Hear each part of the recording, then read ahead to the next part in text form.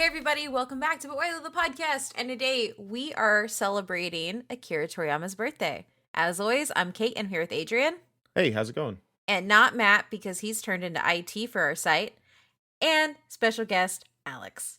Hey, I'm here. Now, question. Since Matt usually, for this type of episode, says he's here to not get fined, will there in fact be a fine now that he's not here? We need to come up with a fine, actually.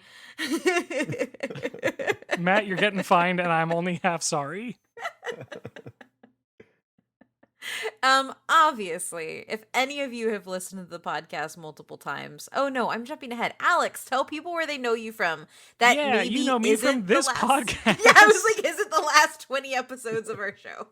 Yeah, at this point, you know me from this podcast. You might also know me from Friday.com, not on the Friday podcast, but on the Friday Writers Room podcast, and formerly hosted What We Talk About When We Talk About, another pop culture podcast, and currently hosting Game Boys, which is a co-op and multiplayer gaming podcast. Fun fact about What We Talk About What We Talk About When We Talk About is actually a podcast that helped inspire this podcast. And I'm so glad. Yeah, and every time he says formerly of, it's like a little bit of like me dies a little bit inside. Yep. A little bit. I know. We hit a point where we were like, we got to retire from this. Clearly, I haven't retired from podcasting. You're just the rotating guest. You're the guest. You're the ringer. Yeah. I mean, once you have the equipment to record, it's really hard to not just like jump into things and people are like, "You want to come do this?" That's why my schedule looks the way it does. Anyway, if you've listened to any of our Dragon Ball episodes, any of our anime episodes, you know that I'm not the person to be talking about this. But you do know that Adrian's probably the biggest Dragon Ball fan that I know in existence. So, Adrian, take it over. Yeah, so Akira Toriyama is a big deal in terms of like all of like the manga and the anime stuff. So I think we know that. So my intro question for this week is, do you know any of Toriyama's work outside of Dragon Ball without looking at like the show notes? I know, I'll go first because I know because of how I picked up Dragon Quest because it looked like Dragon Ball.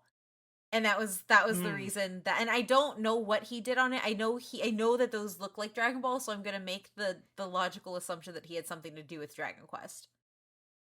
Correct. Yeah, he's a character designer. Okay, yeah. cool. Okay. Yeah, correct. Outside of that, nothing whatsoever. They just had the same funky hair and weird eyes. So Yeah. What about you, Alex? Yeah, honestly, same. I think I've read through all of Dragon Ball and all of Dragon Ball Z. I've watched most of Dragon Ball Z. I think I've probably watched all of it at this point. But I don't really know his stuff outside of that. Like as soon as Kate said Dragon Quest and characters, I was like, oh yeah, absolutely. And so now I'm like, how many other things has he worked on that I'm familiar with and didn't realize he was affiliated with? Yeah, for sure. That's kind of like how I was going when I was going through this because I obviously know him from Dragon Ball, and that was going to be the bulk of my knowledge from him. But he's been in a lot of stuff. Like this dude is a hard worker and also makes a lot of sense on why he's not doing a whole lot these days because he's kind of like done a whole bunch of stuff and can kind of just ride off into the sunset at this point. So some background history. Akira Toriyama is a Japanese manga artist and character designer. He's also like super, super private. So there's honestly like not a whole lot known about him personally. He doesn't hardly ever do media. Even when he was like one of the, when Dragon Ball is selling more than anything like in existence, like he's still not doing a whole lot of interviews. He's like a pretty forgetful guy, pretty laid back guy. So doesn't have a whole lot on him. So there isn't a whole lot of background history here, but we'll run through the majority of it. So his first mainstream achievement and recognition that isn't actually Dragon Ball, it's actually Dr. Slump. And that was his best known work up until that point. He actually won awards for Dr. Slump. And then did Dragon Ball and then went on to work as a character designer for games like Dragon Quest, like Kate mentioned, Chrono Trigger, and Blue Dragon. Oh, the hair makes sense now. Yeah, right. Like once you start seeing the character designs, you're like, oh, okay, yeah, that's Dragon Ball characters. Is for he sure. And this is showing my ignorance re manga and anime and all that. Is he responsible for anime hair like as a whole? I don't think so because Yeah, it's kind of tough. it's hard because like he didn't invent anime, but there's a Yeah. certain aesthetic Yeah. from Dragon Ball that gets brought into other shonen at the time. Kind of like without Dragon Ball, would Yugi look like that?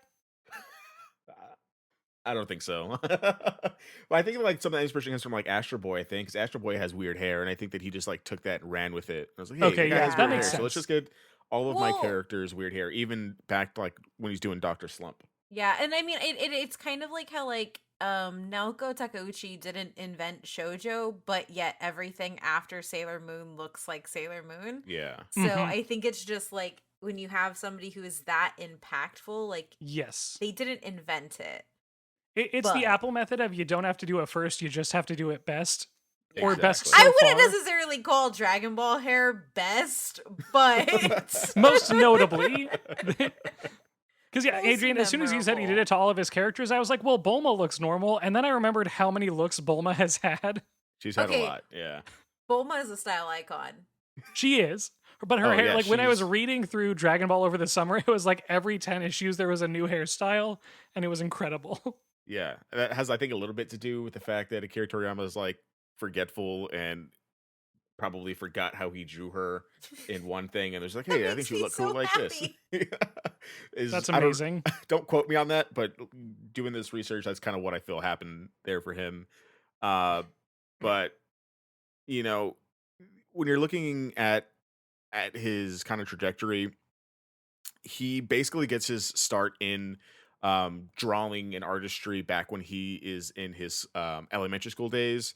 All of his elementary school friends were drawing anime and manga, so he, followed in that trend, and he actually entered in a 101 Dalmatians art piece to a local art studio, and he actually won based on his art, and that got him into the work. So he's also a big Disney fan. He's a big movie fan. He's like Mhm. he to me seems like he's just like an everyman kind of thing, where he's a big Disney fan. He loves sci-fi, loves kung fu action movies, all those things. But his first kind of like big art piece was actually at 101 Dalmatians, which is his favorite Disney movie art piece. That's adorable. Yeah. I love that, yeah. He didn't immediately go into doing manga. However, he actually started working at a advertising agency designing posters.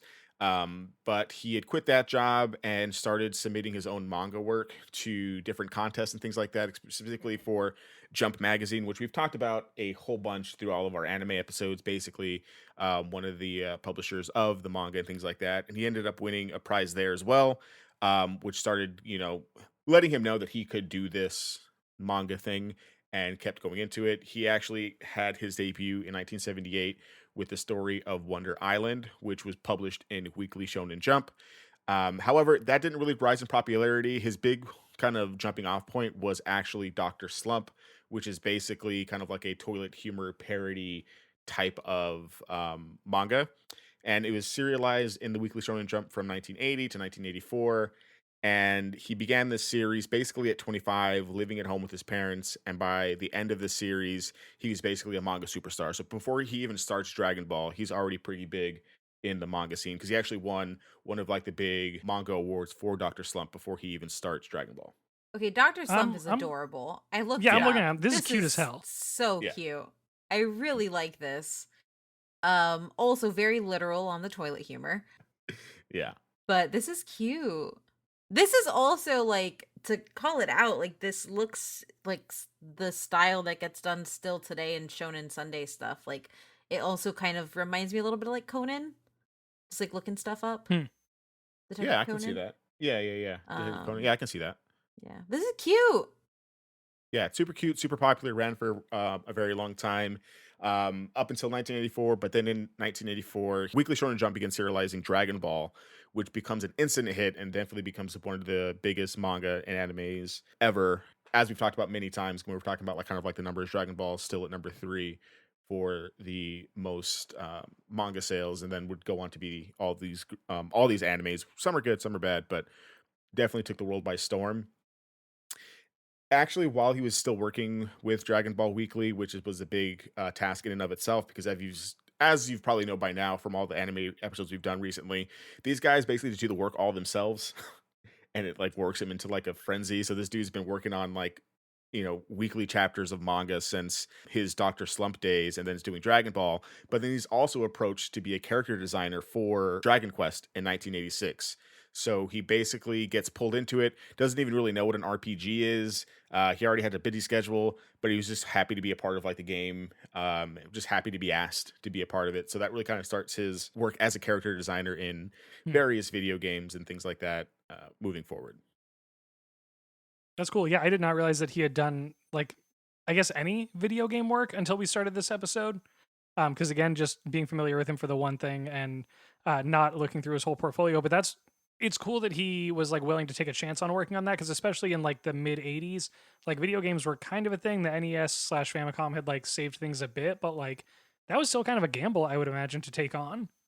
Yeah, especially with all the other work that he's done. He's already established himself. He doesn't have to go work on video games, right? Just Yeah, a like it thing was that a he choice. Yeah, and it paid off pretty well for him. Because I don't really, I mean, I don't want to like quote this, but we've talked about like Oda with like One Piece and things like that. That's pretty much like that's what he did. He did One Piece, Hmm. and Yeah. then that's all he's kind of like dedicated his life to. Whereas Toriyama's kind of done a little bit of other things here and there, which we'll talk about when we start getting into but why those. But again, kind of mostly by himself in those early days. He has his own studio called Bird Studio, which is a play on his name Tori, meaning bird. Again, Oh, Toriyama that's nearly cute. yeah, it's super I like cute. that. That's very Toriyama good. does nearly all of the work at Bird Studio himself, even when he employed an assistant. Until 1995, he was basically like the only one doing the work at that studio. So the assistants would mainly do backgrounds, but he would do the majority of the work. His life now is a little bit different, and we'll get into that in a bit. But in the early days, it was just him and maybe one assistant uh, working through everything there. And that's kind of his backstory. There's really not a whole lot. Like we don't really Hmm. know he has kids. He has kids, but we only know like the name of like one of the kids. Goku. It's his son is actually named Sasuke. But we Wait, don't know like what? what it. Yeah, he has a son named Sasuke. Yeah, yeah, which I thought was That's super cute. awesome. But yeah, not a whole lot about him kind of background compared to some of the other big artists and mangaka that we've covered in the past. But that doesn't mean his impact is any less so. So we're gonna jump right into the but why those, unless there's any other questions. No, No. I'm just excited to jump into it and talk about it because, like, I honestly, the Dragon Quest thing, I've just assumed that he did it and I didn't know anything else. I thought, like, maybe there was a manga beforehand. I played some of the game and I don't, like, Mm. because I think of, like, a lot of, like, the JRPG stuff, like, in video games, like, the Hmm. older stuff, even Blue, like, was it Blue Dragon or Blaze Blue Dragon. Blue Dragon, Yeah, Blue like Dragon. that looks that like that's his style and stuff. So I've always just assumed that he did game work. So it's nice to know that like it Mm. wasn't a dumb assumption. Yeah, and it's kind of I Yeah. just think it's crazy that he's like, "Hey, I don't know what an RPG is, but I'm gonna design all the art for Hmm. this fairly successful RPG game." Love it. But that's kind of his personality, as you'll see as we kind of move through this. He's a very kind of go with the flow, fly by the seat of my pants kind of guy, which Hmm. is endearing in and of itself. So for the but why those, we're just gonna get it out of the way and we're gonna talk about it. Akira Toriyama is like the godfather of shonen anime and manga, just in general, like everywhere, whether it's here in the West, or back in Japan. Like he's the godfather. Like we wouldn't have before the episode we're talking about Jujutsu Kaisen and like all these really great anime probably wouldn't happen to this popularity without Dragon Ball Yeah. coming along. We've covered Dragon Ball as a franchise a few times on the podcast, episode 15 and then a revisit with episode 89. So I won't go too much about like why Dragon Ball like as a franchise matter. But it's pretty clear that his work has influenced many artists to go on and Hmm. produce, their other big shonen animes. So some of the artists who have been quoted as gaining their inspiration directly from Toriyama. One Piece, Naruto, Fairy Tail, Bleach, Venus Virus, just to name a few, who draw direct inspiration from his work, whether that's through Dragon Ball or Doctor Slump. And of course, many people, me included, Dragon Ball is the gateway anime for the popularity in the West. Just as Sailor Moon was the gateway anime for the shojo genre in the West as well. So Hmm. those bringing those to the forefront um, allows things for like Toonami to have a crazy run of anime when we're growing up on Cartoon Yeah. Network, It's and kind of like anytime somebody asks if I like Dragon Ball, it's like, or Dragon Ball Z, it's like, was I a young boy around the 2000s? Like what kind of dumb question is that? Of course I do. Yeah, one of his quotes, I didn't put it in here, but it was something to the effect of like, where he's just like vibing out and he's not understanding like why it's so popular. And he's like, I'm just trying to like write stories that make little boys happy. Like that's all I'm really trying to do. And it works. But Hmm. and captures a pretty broad audience as well. Kind of in a lot of the same ways that Sailor Moon does. Because I was watching Sailor Moon too. I love Sailor Moon. I didn't know about the whole. See, this is why I wish Matt was here so Matt could talk about the moon baby. Oh Uh, God, yeah, Moon Baby falling out of the sky, and that one random episode where she has a gun. yeah. But no, it is nice to kind of hear that like that was his focus though, because it is like I feel like not to call out like any specific manga, but there's some manga where the mangaka there's some manga like Bleach where like the mangaka like literally makes it for themselves and they don't really make it for anybody else and they just kind of like literal and like I love Bleach. Seiji Kubo is definitely like up there, but like he's said like I just wanted to draw cool stuff. He didn't care about anything else. And so I Yeah. think just like I'm making this so my audience is happy and my audience is like these specific like kids or whatever. Like I think like that is a very directed line of creation that makes it a lot more like there's a connection between you, your work, and your audience that you kind of miss when somebody only makes something to make money or only makes something for themselves. Yeah. Yeah, definitely loves the franchise, loves what he's doing. And we loved it as well because like Alex mentioned at the beginning, kind of like Apple, he's definitely not the first person to be he didn't invent shonen anime, he didn't invent anime, but he did it in the best way to bring the most popularity. So before Dragon Ball comes along, the big shonen anime are essentially Astro Boy, which he draws direct inspiration from, Speed Racer and Voltron, kind of, if you want to like Yeah, loosely kind of classify them in there. I do But love Speed neither, Racer. yeah, but neither of those like explode have the kind of success that Dragon Ball does in both anime and then the manga. So the manga by the end of its run, not including Super, but 42 volumes with 240 million copies sold worldwide, currently the third best selling manga series of all time. During its anime run, had a 20.5% rating across its run, which is really, really, really, really high for an anime in Japan. And then here in the US, season 3 premiered on Cartoon Network with the highest rated ever in 1999. Again, was a lot of people's first anime and was a staple of Hmm. Toonami for decades, even into when its Super's rolling around as well. Dubbed all across the world in the US, Australia, Europe, India, Latin America. Canada has its own dub. And this isn't something, especially in that late 80s, early 90s period, even into the early 2000s, is a thing where you can consume an anime in wide languages as well as the manga also being translated into English as well. So when you Not a say big that, sorry, I was like, when you say that Canada got its own dub, do you mean like French Canadian or did they just do like a boot no, dub? With more yeah, A's there's in it. no, there's like a what is it called? I don't know. Grant from Gilmore Ball Z would be able to talk better on this than I would. But there's like because we've talked about it before. But there's like an oceanic, like not oceanic, but like it's like ocean dub. I think is like the correct name for it. Hmm. Mm. It's just like slightly different, but it's because of the Funimation and legal Yeah, things. Oh, You know what I that mean? makes sense. Yeah. Yeah. So their dub was and the slightly American dub different. swears a lot. Yeah. There's more Um. guns in it. And then merchandising wise, close to $5 billion when it comes to how much like the franchise is worth. So, you know, not the first, but definitely even now one of the most popular, and and it shows. So even Can going I ask a into like question? yes, When did Dragon Ball Z go off the air? has it? I don't think it's ever gone off the Well, I air. mean, like when did like the series end? Well, the series ended in like '95. Is Okay, like because like when I still see Dragon Ball Z merch in stores. So like as far as staying power, we yeah. are Oh 26 yeah. years out from that. Like it's Oh yeah, insane. crazy staying power. Half of my like anime side of TikTok is either like Dragon Ball Z, Naruto, or some other like anime, but Dragon Ball is like always there on Hmm. that side of TikTok. It powerful, powerful.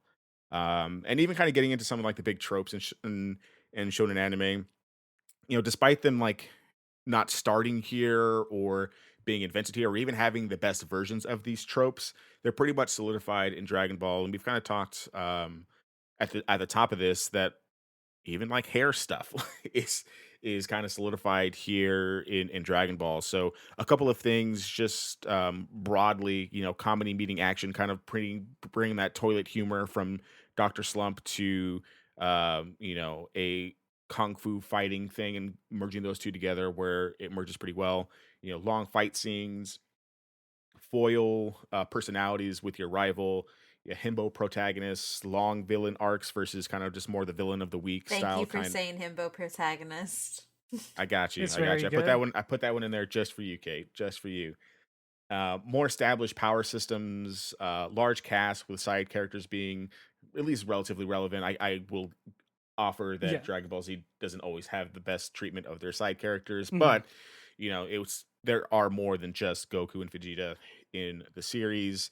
Um, Lots of bad guys becoming good guys, and of course, filler Mhm. episodes become kind of a staple here, even in some of the TV shows where you feel like, oh, that's just like a filler episode, even though it's not like technically the same because it doesn't come from a Yeah. manga, yada yada yada. But those things are all things you can see in shonen anime now Mhm. that weren't as prevalent in, say, like Astro Boy or Speed Racer or Yeah. Voltron. I mean, literally, this list describes, of all things, Haikyuu. Yeah, Like, if you watch it, it Yes. has comedy, it has overly long matches. You have Kageyama and Hinata. You have. Is Hinata a himbo? Just like a weak one? Hinata's definitely a baby himbo. Like, he definitely only thinks with his heart and nothing else, which gets him into Yeah, the shit that he's in half the time. right? But yeah, even the power systems thing, like that anime is Yeah. like, oh, here's this new team. We have to learn new techniques to beat them. Like literally, that's how big of an influence Dragon Ball has had. Is that a volleyball manga has all of these tropes? yeah. You gotta get the training montage arcs in there because is it a thing without a training montage or a I think they tournament do like a arc or a saga? half season training. It is not a shonen if there's not a beach episode or a tournament arc. Yeah, Yeah, basically. And yeah. Dragon We'll Ball talk a has little. all of that. Yeah, it has all of those things. We'll talk a little bit about tournament arcs a little bit later and kind of his influence for those. But I didn't want to spend too much time about like singing the praises of Dragon Ball and like, its kind of For sure. influences because we've done that before. But if you didn't know, now you know a lot of those big tropes that you love in My Hero and things like that really start and are solidified here, and then are just improved on over the years through things like One Piece and Bleach to some extent. Moving on from there, we'll kind of go into some of his range. So outside of Dr. Slump and Dragon Ball, he has done a lot of stuff as we've talked about so far. So he has 48, and this 48 manga publishings includes Dragon Ball, of course, but Hmm. this also includes one shots and full series to crossovers. About 48 credits with mangas published in things like Weekly Shonen Jump and things related to that. He has 8 art books published, and then in terms of anime that he's like worked on and been a part of outside of Dragon Ball, he's had 11 different anime that he's worked on, whether as a character designer, as Dr. Slump had its own anime run as well. So he's been in that aspect outside of Dragon Ball for quite a Hmm. while as well. He's worked on 14 video games where he's designed the characters, again, including Chrono Trigger, Dragon Quest, and Blue Dragon, and of course a few of the Dragon Ball games. Not all of the Dragon Ball games, but he has had some input on quite a few. Um, I didn't know that he was involved in Chrono Trigger. That was one of the ones that surprised me the most. This is another one where I wish Matt was here so we can. Because I think Matt played Chrono Trigger. I think we've talked about I this in the think past, I think right? he's played Chrono Trigger, yeah. Yeah. So there's just the range in that. The fact that he's Hmm. in that realm, I think, is just really really cool. Yeah. And he got his start as at an advertising company, so he's been commissioned through various companies. He has about 26 commissions that I was able to find, including company designs, mascots, things like that. But he's also a big car lover. Guy loves his cars, and he Aw. also he got tapped to design an all electric single person car in 2005 called the Q Vault, and I put a picture in the show notes, but go Google it. Q Vault. It looks strangely like the cars in Dragon Ball, and I love it. This is If you adorable.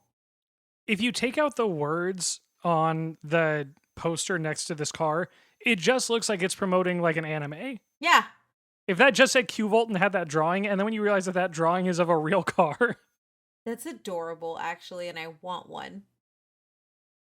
Yeah, I 10 out of 10 would get these. I don't know if you can get them, but I think In 2005, I think it was like $19,000 US dollars. So I'm not sure where you could find these, maybe on eBay somewhere or something, but they do exist. So yeah, lots of ranges there. I mean, he doesn't really have too much to do when it comes to the storyboards or anything like that for some of these video games, but his character designs are very distinct, and you can tell just by googling any of those games that you're like, oh yeah, that's a Toriyama design, and even brings it into real life when he designs cars. Uh, Again, I would buy this car in a heartbeat. Mm-hmm. It probably has like 10 miles on it, but I'm down. I'll take it to the store and back 100%.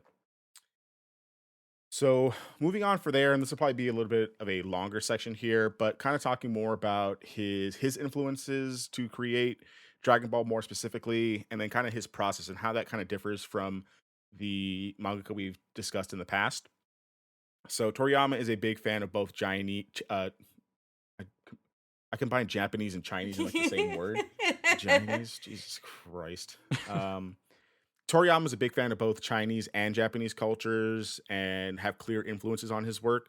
Dragon Ball, when he was a kid specifically, is influenced almost directly by Journey to the West, with Goku being Sun Wukong and Bulma being Tang Tang sense. Zanzang. Yeah. Yeah. Fun fact, when the movie Journey to the West, Conquering the Demons came out in China in 2013, when it was released in Japan, Akira Toriyama got to draw the Sun Wukong design for the advertising poster. So kind of came That's full really circle for cool. him, where he had the influence and then got to go back in and Mhm. design the Sun Wukong for that.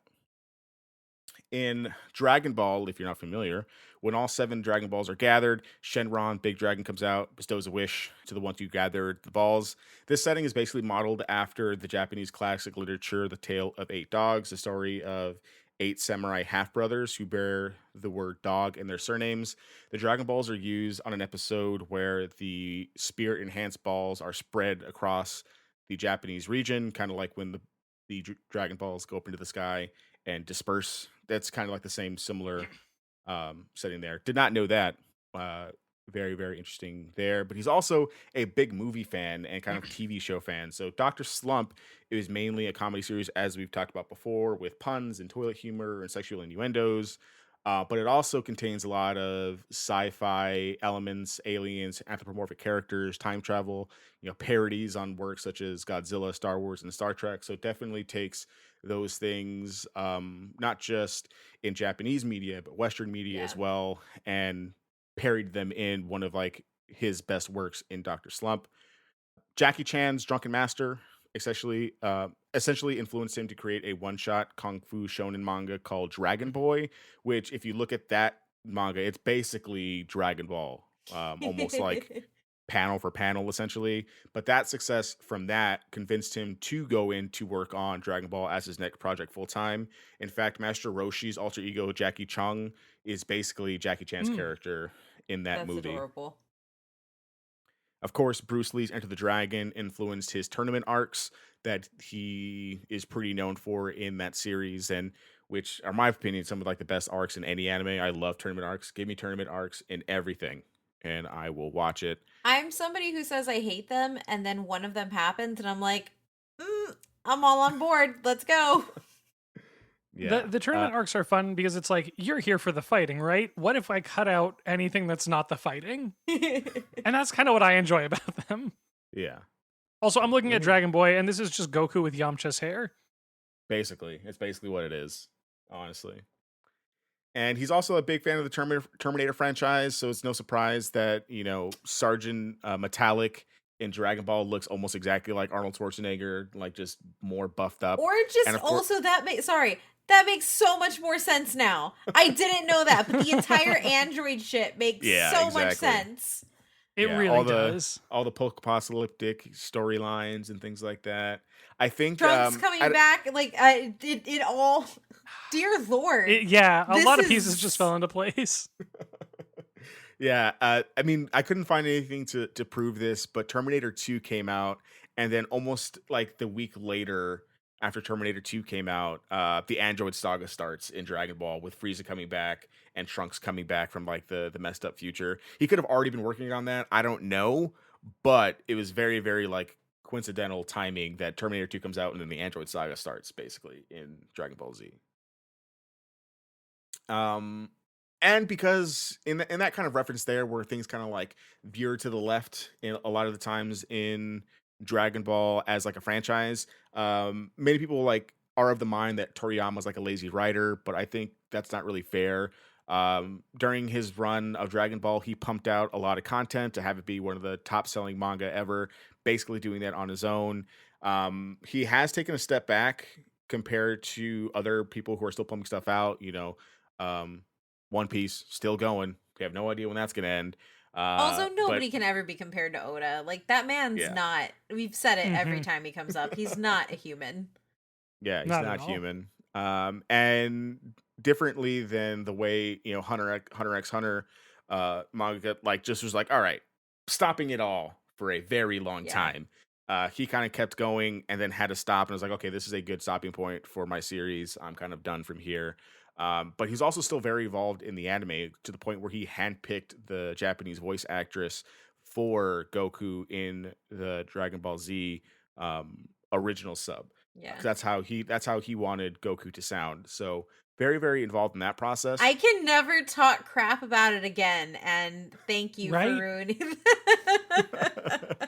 I was like, as soon as you said that, I was like, I thought people hated that. Yeah, people here hate it. People here hate it, but people in Japan loved it Yeah. because like that's what he wanted Goku to sound like. Um, and he also kind of stepped away, and we'll talk about this here in a second. But he's stepped away for like a very, very long time in terms of like hands-on work. But the thing I think this also comes back to like this dude was doing Doctor Slump, which won top manga awards for. Then he jumped into doing Dragon Ball for was it like 11 years. So the dude worked a lot, and he was quoted as saying that while he was working on Doctor Slump, there was a time where I slept only 20 minutes in the span of 6 days, which given that we've talked about a lot of manga, I don't think that's out of the realm of possibility that this dude slept 20 minutes in 6 days trying to meet those weekly Shonen Jump deadlines Yeah. that Kate mentioned before.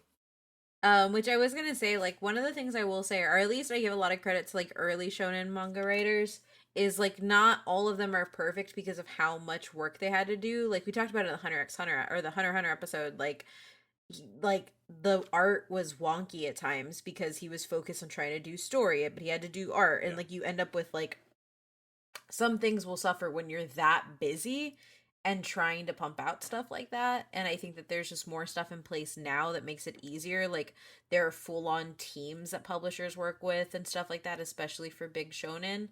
So like I wouldn't say he's lazy. I think people just say that because it's easy to say he's lazy, but like Homeboy established the tropes. Like he Yeah. established the tropes. He didn't just say I'm Yeah. lazy and abiding by them. He's like, no, he built the things that everybody else gets lazy and uses. Hmm.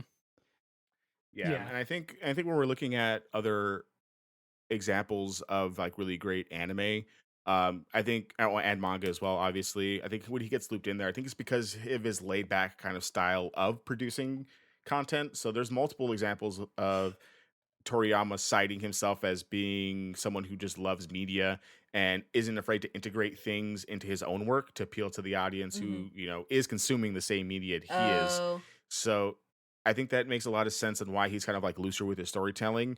And you can't really predict what's going to happen in the next arc. So he's a notorious procrastinator, but also a self-proclaimed forgetful person. Like he legit forgot some of the characters' names in Dragon Ball in one of his interviews. He mixed up Super Saiyan 2 with Super Saiyan 3 one time. Like he's like all over the place. so you're So it's telling me basically is that Akira Toriyama would be on a podcast and get added by the internet? yeah, exactly. And he'd just be like, I don't know, man. I'm just here. Because he's I basically like kind of that.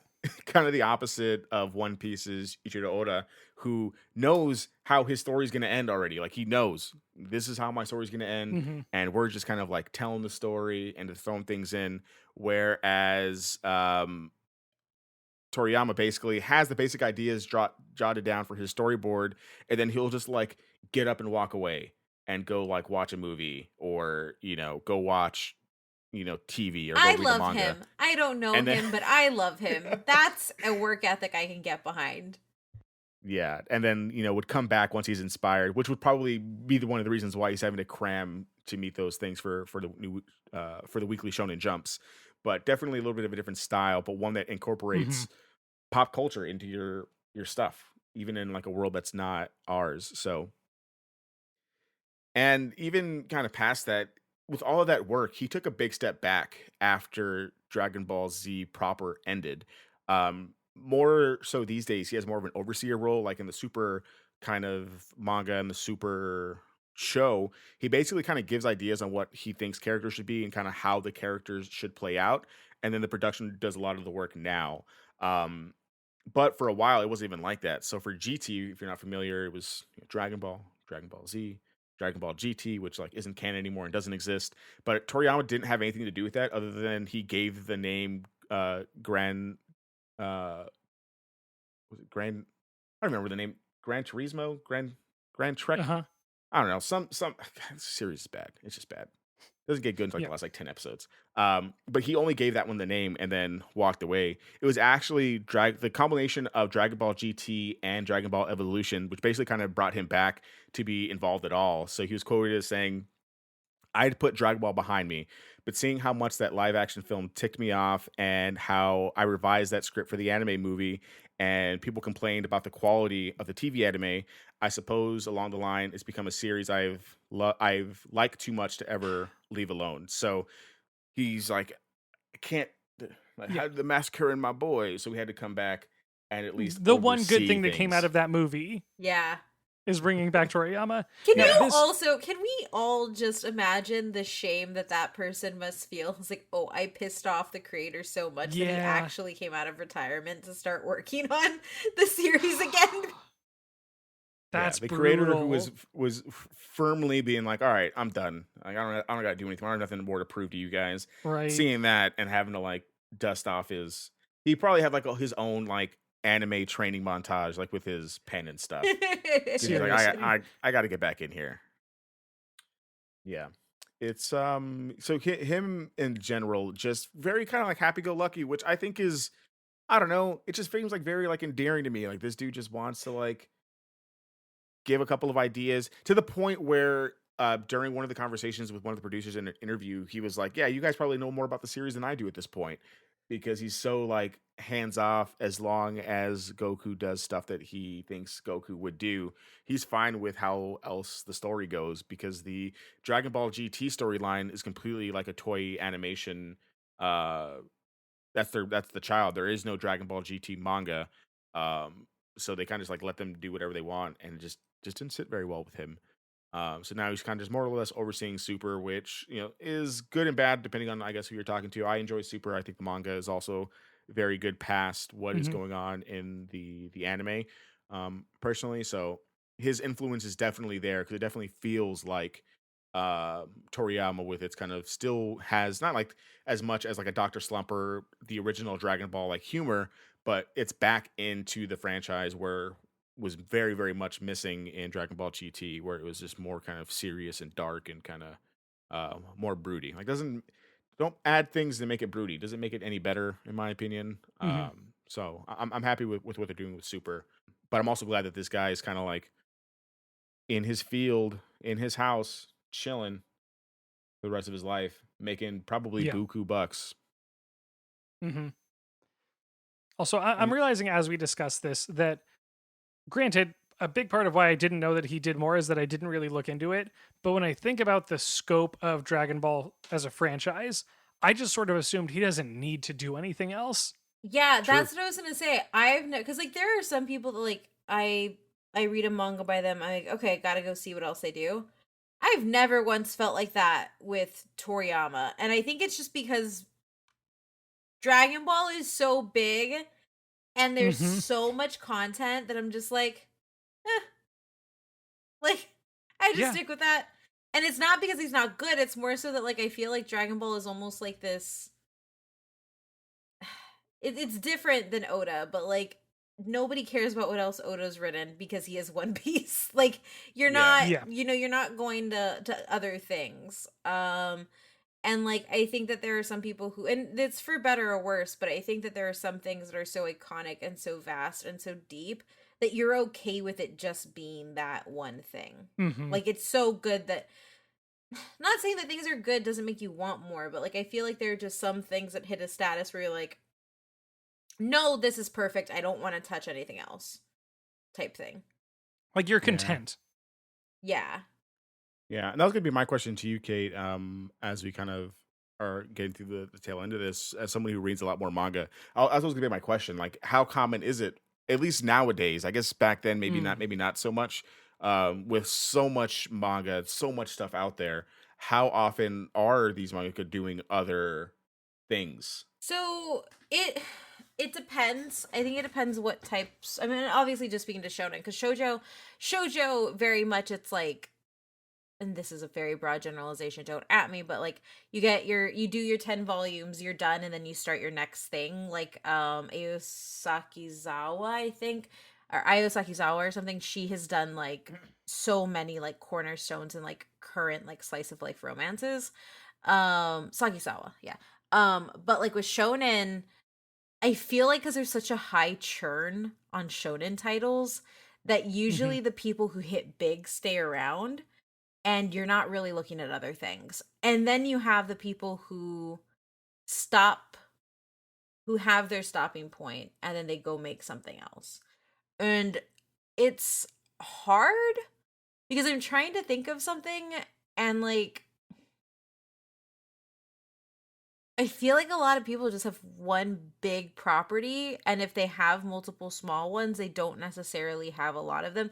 And that's just because, and this is like completely from the United States perspective, right? Because we don't get everything that's Hmm. out over there. The only one that I think breaks that is the Inuyasha mangaka, Rumiko Takahashi. Homegirl literally did every '90s thing that like is like she has such a long list of things, and that was somebody who I know like currently because all her stuff is getting re-released in collector's editions, like that's somebody who like go through and pick up all their stuff. But even for me, like if I think about a lot of the stuff that I have on my shelf, like unless it's something that's short form, like my BL section where it's like, okay, this is a 3 volume series and it's done, then they go do other stuff. But usually when it's like, no, here's a whopping like 25, 30 volume series, like I feel like that's a little bit less so, because even like the mangaka for Full Metal doesn't have too much stuff outside of Full Metal. um but yeah, I don't know if that answers your question, but like now that I'm thinking about it, like Yeah, it just seems there's, complicated, right? Like yeah, there's it's hard, and yeah, I guess you're right. I think what really stuck to me there is like we don't really know because we're not in Japan, so yeah, we don't really Yeah. we get what we get we really get the over selected here. stuff. Yeah, that makes a lot of sense. Yeah, so as we're kind of running the tail end on this, is going to be more of a short episode, but I do have some fun facts. Again, they're kind of hard to find because it doesn't do too much media, but I think Hmm. some of these fun facts are cute. So the first one is that he's an animal lover. He's kept many different species of birds, dogs, cat, fish, lizards, bugs as pets since he was a child. Some were even used as models for his characters. So if you remember Corin, like the little cat who's gives like the beans and things like that, and Beerus are modeled after cats that he had when he throughout his I life. just love the idea that Beerus is modeled after a real cat, like, Yeah, yeah, Yeah. That adds a layer to it. yeah. And I mean that whole god thing is just full of just animals and things. I think that's just super cute. Got to finally kind of go in there and do that. I guess it would also like make a lot of sense on why like there's always such a big emphasis in Dragon, and this is all just coming to me right now, but such a big emphasis in Dragon Ball Z of like the animals being protected even when like yeah, fights are going on. You yeah. know, Goku bringing that one bird back to life in in the Cooler movie when Gohan's like out like by himself and he's like protecting the animals and stuff. Makes a lot of sense. That's wholesome. I like that. I like that. That has made me like him That's more. very good. We talked earlier, but he does have a son named Sasuke, which is cute on a multiple layers given the influences of Naruto um, that have been attributed to Dragon Ball and things like that, and kind of Sasuke is just kind of like a character in Japanese culture. Hmm. His favorite character, ironically enough, is Hercule, which I think is like super Huh. interesting given his reclusive nature. Because he's very much more, in my head, more of like a Goku, where he's gonna go save the world, but he's not gonna tell anybody about it. Whereas Hercule's like, I'm gonna take all the credit for not saving the world when I didn't really do Yeah. much. But Hercule was his favorite character. He was quoted as saying that he would do a spin-off series with Hercule, like if he could, like where it's just like Hercule's life kind of thing. I want Which, like that series, but I want there to be two versions. I want one to be how Hercule sees himself and the stories that he would tell about himself. And then I want who yeah, Hercule actually is. Yeah, I feel like Hercule version of himself, like, is like legit. He thinks he's One Punch Man. It Yes. feels Yeah. like, and he's, but he's really just Just like give us Krillin. a one-off, like a one-shot manga where Hercule gets One Punch Man abilities. Okay, I will say Just this. one. I will say this though. Hercule does just want to be a good dad. Like that is Oh also yeah, so he's a Yes. great dad. Yeah, he's a great dad, and he's a great grandpa too. Yeah. Yeah, he's a great grandpa Yeah. with Videl. Well, and Fun isn't there fact. like a whole thing in the manga where they're like, if it helps humans feel safer to think that that idiot stopped this, then like let him. Yeah. Basically, yeah, They're like, just let him take the credit. It doesn't actually matter. yeah. He's just rich, just chilling. He's living a good life. Living a good life. And this one's a little bit harder to prove, I guess, because we don't really, no one's sending me his taxes. So for my last fun fact that I don't even really know is like a fact, but given the fact that the Dragon Ball franchise is worth like $5 billion, uh, his estimated net worth is $45 million, which is probably another reason Oof. why he's not doing very much because he kind of doesn't have to do anything. He's Yeah. probably sitting pretty. Yeah, I mean, Goku is about to be an ambassador for the 2020 like Olympics. Like this, his work speaks for itself. So I'm sure he's getting residual money all over the place and all over the world. Hmm. And that's kind of all I really have. Without going into too much of like Dragon Ball is the best you know gateway thing because we've done that already, and I don't want to if you episode 84, we talk all about that stuff there. But that's kind of all I really have. I Episode think. 84, episode like there are multiple episodes. And then you can hear the shonen episode, which is also just us talking about Dragon Ball for like a solid 15 minutes. This is true. This is true. So I think this episode for me was more like he's more than just Dragon Ball, but the stuff he does in Dragon Ball is cool. But he's also just like a nice guy that I would love to meet and have a beer with one day because he seems just like a genuine guy. I will say this. I don't want to meet many American writers because a lot of them sound like dicks. Even comic book writers. But I would like totally meet like almost all the mangaka that I love. Except for Tite Kubo, just because he like I kind of feel like he's full of himself. I feel like he's like the only one that I don't like. But that's just like that may just be my bias against Bleach.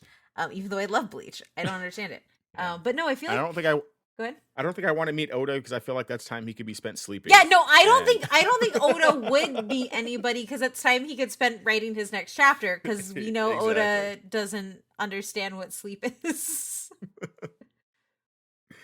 But that's all I really got. You want to get into some final thoughts, Kate, and then we'll end with Alex as per usual. I mean, my final thoughts are always, he's the godfather of shonen anime is the big thing for me. And his work, just the fact that he's able to kind of take these influences from like all these different places and throw it into an anime that is this wide reaching and has this kind of staying power, I think is great. One of my friend's kids who's 6, showed him an episode of Dragon Ball Z, and he was into it. Like that's a big generation gap of when this came out and to his generation, and still hits the right notes for Gen Alpha kids to be about it. Gen Alpha? Is that what we're on now? Yeah, he's like borderline, Gen Z, Gen Alpha because he's 6. Can we just start naming them like hurricanes? Yeah, like Jen Albert, Jen Bianca. Albert. That'd be amazing. Yeah. Jen Beth. Jen Beth. Jen Kathy. Jen Chris Evans. Kate, final thoughts? Yeah, no, I mean, I don't really have much. This is a really lean episode, but I think it's one that is just wholesome, and I think that sometimes we need that, especially with the world. And I think that it just helps to kind of like learn about some of like the people that have made the stories that have shaped us and who we are and how we consume media. Because like at the end of the day, if you are somebody who watched anime, that influenced how you take in storytelling. That influences how you judge other stories. And I think that for a lot of us, Akira Toriyama is part of those foundational elements of how we started building the stories that we like. And it makes me happy to just know that he's a wholesome old man now. Kind of like Hayao Miyazaki, how I'm just like, he's just a wholesome dude who just wants to make his stuff and he doesn't really want to talk to anybody. And I Yeah. feel like that is perfectly fine and great. And sometimes we need that.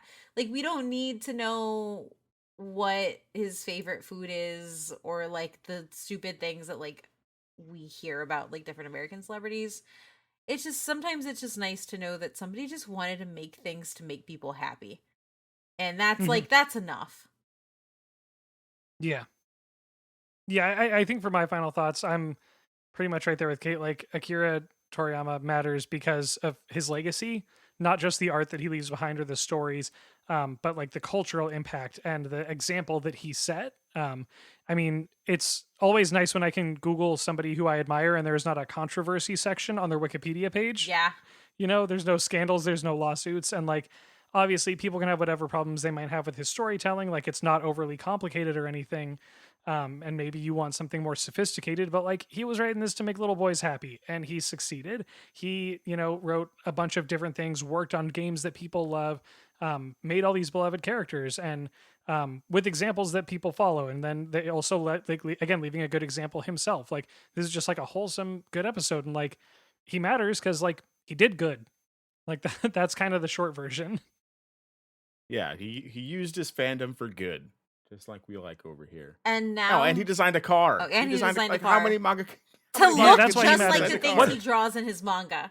Like he's living the dream, Yeah. living the I dream. should have just locked into that and talked about him making an electric car for like 10 minutes and how that's why he matters. Which also, like, this circles back around to like, Alex really doesn't come on the show for anime stuff, but he does come on the show for wholesome stuff, so it works. That's true. Yeah, my anime knowledge is growing but still lacking, so there's very few points where I can get plugged in on that. I don't know what I feel like there should be a special name for people who became anime fans in the pandemic because Mm. they're such an important group.